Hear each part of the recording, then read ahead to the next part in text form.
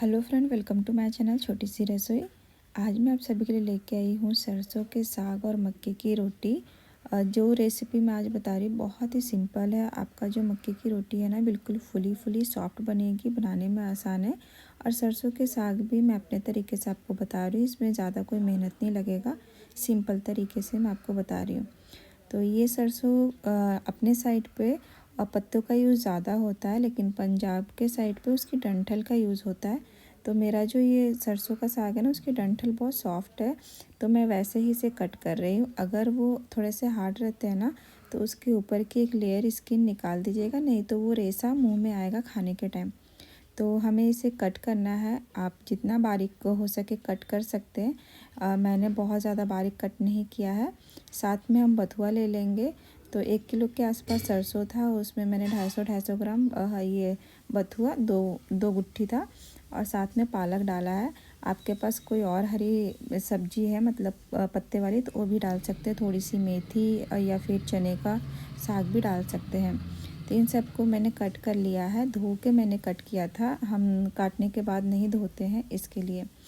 उसके बाद मैंने इसे कुकर में डाला। तो पहले आधा डाला, उसमें थोड़ा सा नमक डाली हूँ, और 2-4 चम्मच पानी मैंने डाला है। पानी बहुत ज़्यादा यूज़ नहीं किया है मैंने।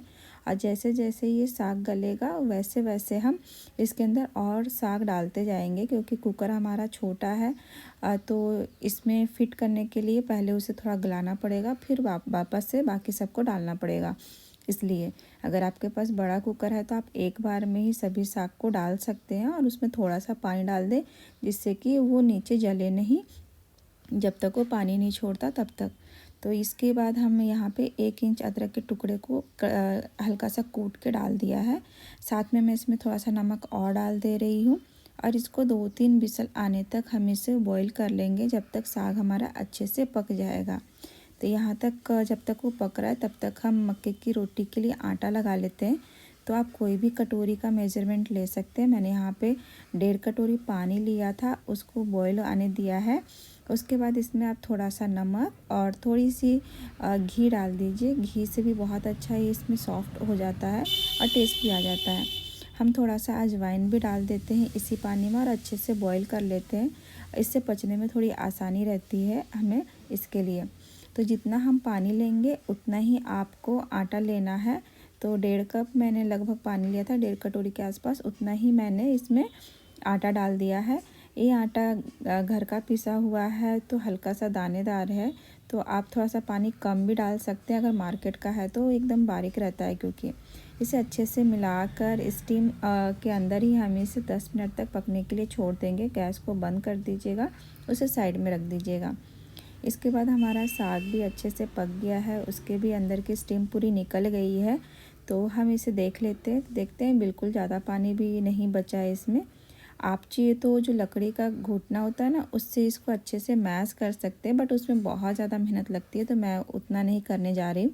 हम इसे सिंपल या तो सिलबट्टे में पीस लीजिए या फिर मिक्सी में पीस लीजिए। तो यहाँ पे मैंने कढ़ाई में थोड़ा सा तेल, उसमें थोड़ा सा जीरा, हींग और लाल मिर्च डाला है। हम तेल का यूज़ भी बहुत ज़्यादा नहीं कर रहे, आप थोड़ा और कर सकते हैं। इसके अंदर मैंने 8 से 10 लहसुन की कलियाँ और 4 से 5 हरी मिर्च को क्रश करके डाला है। मिक्सी में हल्का सा मैंने पीस लिया था, दानेदार ही है ये, आप कूट के भी डाल सकते हैं इसमें। इसको हम भून लेंगे। इसके बाद हम इसमें डाल देंगे प्याज। तो एक बड़ा साइज़ की प्याज को मैंने बारीक कट करके डाला है, क्योंकि आज हम इसे मक्के की रोटी के साथ खा रहे हैं। तो इसका एक मसाला तैयार करके उसमें हम इसमें साग डालेंगे। लेकिन अगर कई बार हम दाल चावल के साथ खाते हैं तो उसे हम पीस के, और या तो कच्चा ही सरसों का तेल और लहसुन और हरी मिर्च काट करके हम उसे खाते हैं, नहीं तो फिर लहसुन और लाल मिर्च को हल्का सा ना तड़का लगा के उसमें मिला लेते हैं। बस इतना ही करते हैं, इतना फ्राई नहीं करते मसालों के साथ में। प्याज जब हमारा भून जाएगा, उसके बाद मैंने इसमें 2 टमाटर को पीस के डाला है, जो कि ऑप्शनल, आप नहीं भी डाल सकते हैं।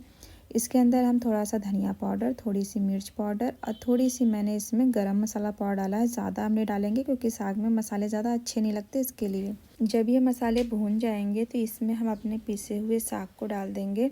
इससे बहुत अच्छी एक थिकनेस आ जाती है अगर हम पीस के डालते हैं तो, जितना कि हमें घोटने के टाइम पे नहीं आता है। उसमें हमें फिर मकई का आटा मिलाना पड़ता है, बहुत सारी चीज़ें होती है, लेकिन एकदम प्योर और बहुत अच्छा टेस्टी ये बनता है।